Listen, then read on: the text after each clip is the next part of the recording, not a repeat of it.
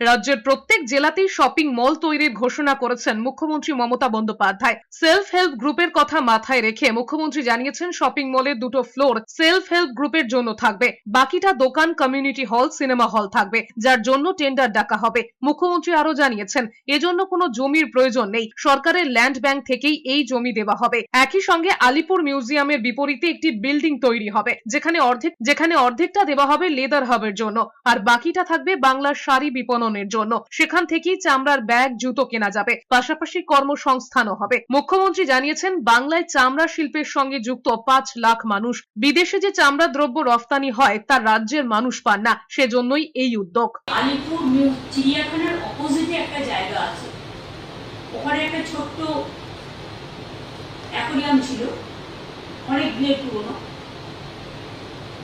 এবং animal husbandry, পশু চিকিৎসার একটা ছোট্ট জায়গা ছিল, কিন্তু বাকিটা টোটালটাই আনইউজ ছিল। ওই জায়গাটায় আমরা একটা বিরাট বিগ বাজার করতে যাচ্ছি। মেয়েরা যাতে ব্যাগ পায়, ছেলেরা ব্যাগ পায়, জুতো পায়।